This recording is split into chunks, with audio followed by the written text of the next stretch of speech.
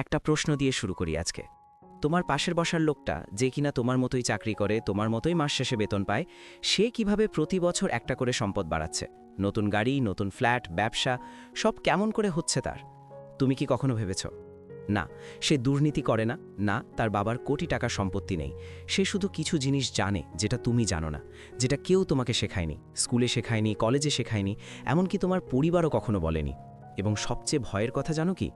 ধনীরা এই জিনিসগুলো ইচ্ছা করেই গোপন রাখে, কারণ এই তথ্য যদি সবাই জেনে যায় তাহলে তাদের সুবিধাটা আর থাকে না। আজকে আমি তোমাদের সামনে সেই 7টি গোপন কথা বলবো যেগুলো ধনীরা কখনো খোলামেলাভাবে বলে না। এবং আমি প্রমিস করছি, এই ভিডিওটা শেষ পর্যন্ত দেখলে তুমি টাকার দুনিয়াটাকে সম্পূর্ণ নতুনভাবে দেখতে শুরু করবে। তোমার চিন্তাভাবনা বদলে যাবে, জীবন বদলে যেতে পারে। তাহলে শুরু করা যাক। আগে একটু বলি, তুমি হয়তো এখন ভাবছো, ভাই আমার তো টাকাই নেই, আমি কিভাবে টাকা দিয়ে টাকা বানাবো? এই প্রশ্নটা আমি বুঝি, কারণ আমিও একদিন ঠিক এইভাবেই ভাবতাম। মাস শেষে বেতন আসে, খরচ হয়ে যায়, হাতে কিছু থাকে না। এটাই মধ্যবিত্ত জীবনের সবচেয়ে বড় ফাঁদ। কিন্তু সত্যিটা হলো, টাকা না থাকাটা সমস্যা না, সমস্যা হলো সঠিক জ্ঞান না থাকা। দুনিয়ার 85 ভাগ কোটিপতি, হ্যাঁ তুমি ঠিকই শুনেছ, 85 ভাগ, তারা সেলফ মেড। মানে তারা কোনো বড় সম্পত্তি পেয়ে ধনী হয়নি, তারা শূন্য থেকে শুরু করেছে। পার্থক্য শুধু একটাই, তারা টাকার নিয়মগুলো জানত।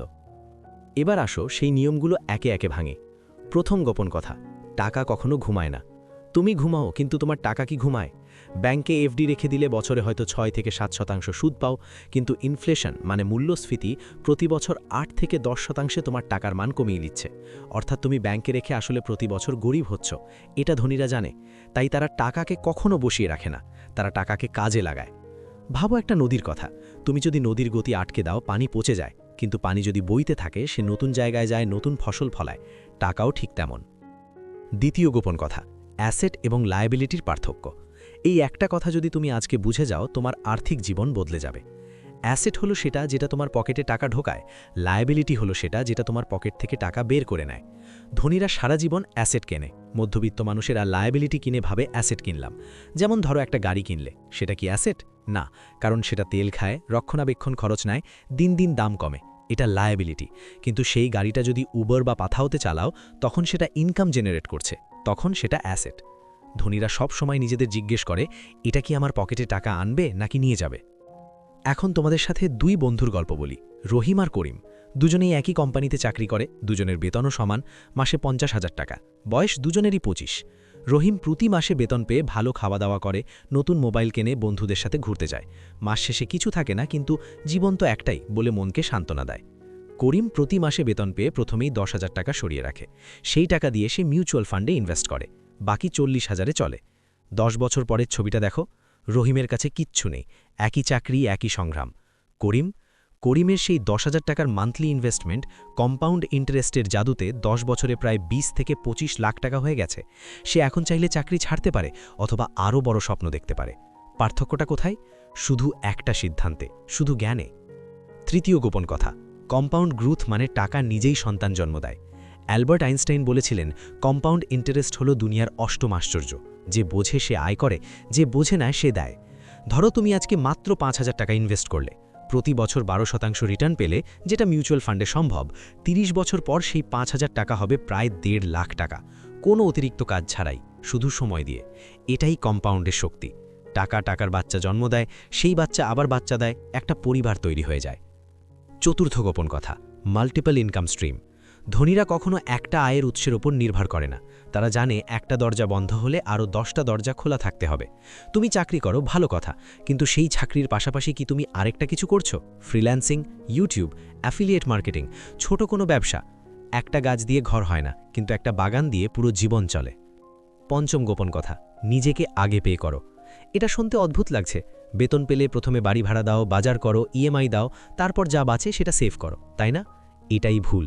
ধনীরা ঠিক উল্টোটা করে। বেতন পেলে প্রথমেই নির্দিষ্ট একটা অংশ, কমপক্ষে 20% নিজের ফিউচারের জন্য সরিয়ে রাখে, তারপর বাকিটা দিয়ে চলে। এটাকে বলে পে ইয়রসেলফ ফার্স্ট নীতি। ষষ্ঠ গোপন কথা, রিস্ক মানে বিপদ না, রিস্ক মানে সুযোগ। মধ্যবিত্ত মানুষ রিস্ক শুনলেই ভয় পায়, ধনীরা রিস্ককে ম্যানেজ করতে শেখে। সম্পূর্ণ রিস্ক না নেওয়াটাই আসলে সবচেয়ে বড় রিস্ক, কারণ তুমি যদি কখনো ইনভেস্ট না করো, কখনো কিছু শুরু না করো, তাহলে তুমি নিশ্চিতভাবেই একই জায়গায় থাকবে। সেটা কি রিস্ক না? ধনীরা বলে ক্যালকুলেটেড রিস্ক নাও, সব টাকা এক জায়গায় রেখো না, ডাইভার্সিফাই করো।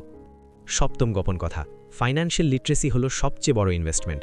তুমি যদি আজকে একটা বই পড়ো, একটা ভালো ভিডিও দেখো, একটা কোর্স করো, সেই জ্ঞানটা তোমার কাছ থেকে কেউ কেড়ে নিতে পারবে না। বাজার পড়ে গেলেও না, চাকরি গেলেও না। রিচ ড্যাড পুয়ার ড্যাডের রবার্ট কিওসাকি বলেছিলেন, তোমার সবচেয়ে শক্তিশালী অ্যাসেট হলো তোমার মাথার ভেতরে যা আছে। এখন সতর্কতার কথা বলি, কারণ এই জ্ঞান না থাকলে উল্টো ক্ষতি হয়। অনেকেই ইউটিউব দেখে বা ফেসবুকে কারোর কথায় হুট করে কোথাও টাকা ঢেলে দেয়, ডাবল মানি ইন 30 ডেজ। এই ধরনের কথা শুনলে সাথে সাথে বুঝবে এটা স্ক্যাম। দুনিয়ার কোনো লেজিটিমেট ইনভেস্টমেন্টে এত দ্রুত রিটার্ন হয় না। লোভটাই সবচেয়ে বড় শত্রু। এবং ইমোশনাল সিদ্ধান্ত নিও না।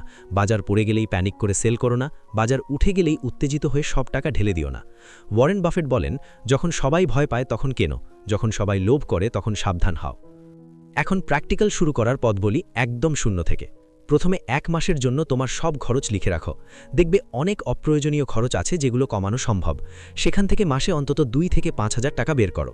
সেই টাকা দিয়ে এসআইপি, সিস্টেম্যাটিক ইনভেস্টমেন্ট প্ল্যান শুরু করো। বাংলাদেশে মিউচুয়াল ফান্ডে মাত্র 500 টাকা থেকে শুরু করা যায়, ভারতে আরও কম। এটা জিরো ইনভেস্টমেন্ট না, কিন্তু লো ইনভেস্টমেন্টের সেরা উপায়। পাশাপাশি ফাইন্যান্সিয়াল লিটারেসি বাড়াও। রিচ ড্যাড পুরো ড্যাড পড়ো, দ্য সাইকোলজি অফ মানি পড়ো, ইউটিউবে ভালো ফাইন্যান্স চ্যানেল ফলো করো, এবং একটাই নিয়ম মনে রেখো, শুরু করো আজকেই। ছোট হলেও চলবে, কারণ সময়ই সবচেয়ে বড় সম্পদ, এবং একদিন দেরি করলে কম্পাউন্ডের হিসেবে অনেক টাকা হারাও। প্রো টিপ হিসেবে একটা কথা বলি যেটা অনেকে জানে না, ট্যাক্স বেনিফিট নাও।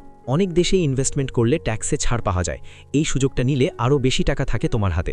এটা ধনীরা সব সময় করে, কিন্তু মধ্যবিত্ত মানুষ বেশিরভাগ সময় জানেই না। এখন তোমাদের কাছে একটাই রিকোয়েস্ট, নিজে কমেন্টে লেখো, আমি আজ থেকে নিজেকে আগে পে করব। এই একটা কথা লিখলে তোমার মস্তিষ্কে একটা কমিটমেন্ট তৈরি হবে।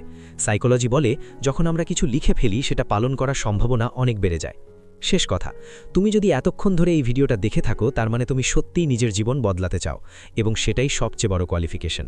টাকা বানানোর কোনো শর্টকাট নেই, কিন্তু সঠিক পথ আছে, এবং সেই পথে একবার উঠলে পেছনে ফিরে তাকাতে হয় না।